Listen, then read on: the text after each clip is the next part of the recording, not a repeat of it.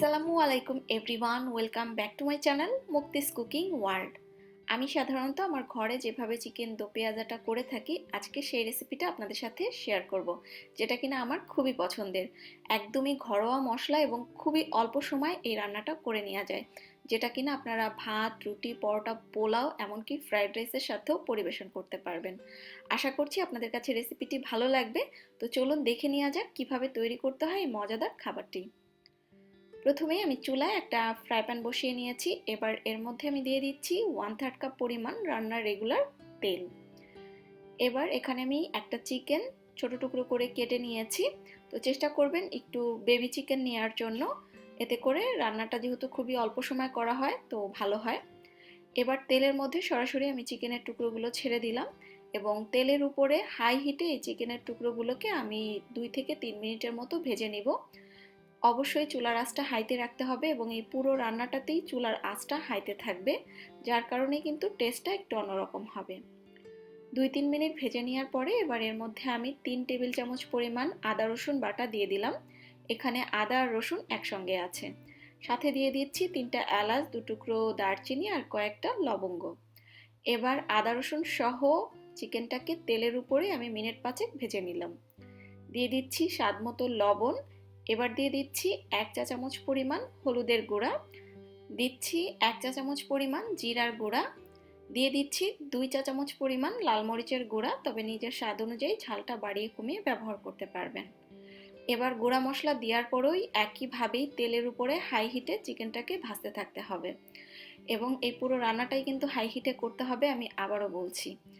তা না হলে চিকেন থেকে অনেকটা পানি উঠে আসবে এবং এই দো পেঁয়াজাটা কিন্তু নর্মাল চিকেন কারি থেকে খেতে একটু ডিফারেন্ট হয়, সেই ডিফারেন্ট টেস্টটাও আর আসবে না। তো আস্তে আস্তে দেখবেন তেল মশলা সহ কষাতে কষাতে নিচে একটু লেগে লেগেও আসবে। যদি এরকম মনে হয় সেক্ষেত্রে সামান্য একটু পানি ব্যবহার করা যেতে পারে। তো আমি এখানে 2 টেবিল চামচের মতো পানি দিয়ে দিচ্ছি, এতে করে আর নিচে পুড়ে যাওয়ার কোনো ভয় থাকবে না।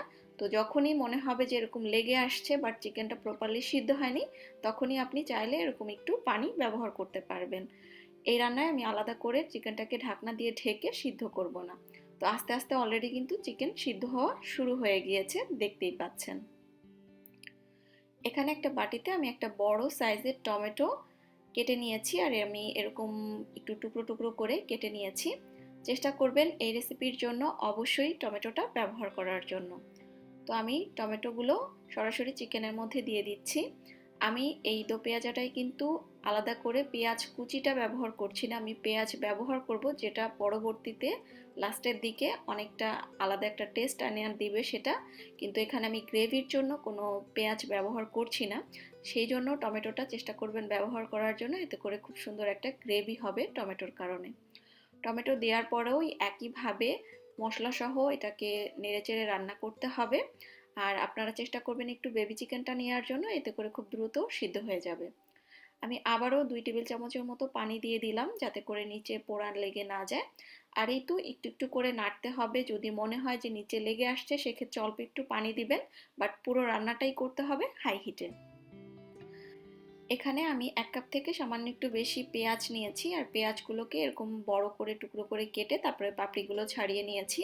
আপনারা এখানে যে কোনো ধরনের পেঁয়াজই ব্যবহার করতে পারবেন, আপনাদের কাছে যেরকম বড় পেঁয়াজই লাগবে তা না, আমাদের দেশি ছোট পেঁয়াজটাও ব্যবহার করতে পারবেন। চিকেনটা যখন অলমোস্ট সিদ্ধ হয়ে আসবে ওই পর্যায়ে পেঁয়াজটা দিতে হবে, চিকেন সিদ্ধ না করে পেঁয়াজটা দিবেন না। এবার এর মধ্যে কয়েক ফালি কাঁচামরিচ দিয়ে দিলাম, কেউ দিতে না চাইলে না দিলেও হবে, কোনো সমস্যা নেই।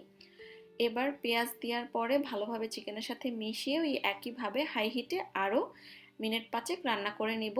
পেঁয়াজ দেওয়ার পরে খুব বেশিক্ষণ রান্না করতে যাবেন না, পেঁয়াজটা জাস্ট একটু সফট হয়ে আসলেই হবে।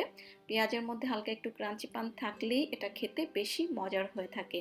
তো দেখতেই পাচ্ছেন পেঁয়াজ দেওয়ার পরে কিন্তু অলরেডি পেঁয়াজটা সফট হয়ে গিয়েছে আর আমার চিকেনটাও কিন্তু আগে কষাতে কষাতে সিদ্ধ হয়ে গিয়েছিল।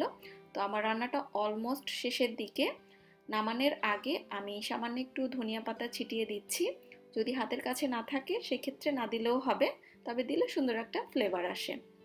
ধনিয়া পাতা দিয়ে ভালোভাবে নেড়েচেড়ে মিশিয়ে নিচ্ছি। আর দেখতেই পাচ্ছেন এটা একদম ভুনা ভুনা হয়ে গিয়েছে, তেলটা উপরে উঠে গিয়েছে। এবার আমি চুলা থেকে নামিয়ে নিব। আর এরই মাঝে তৈরি হয়ে গেল আমার চিকেন দো পেঁয়াজা। আমি আমার ঘরে সবসময় যেভাবে করে থাকি সেই রেসিপিটাই আপনাদের সাথে শেয়ার করলাম। খুবই মজার হয়ে থাকে, আপনারা অবশ্যই ট্রাই করবেন। আশা করছি রেসিপিটা ভালো লেগেছে।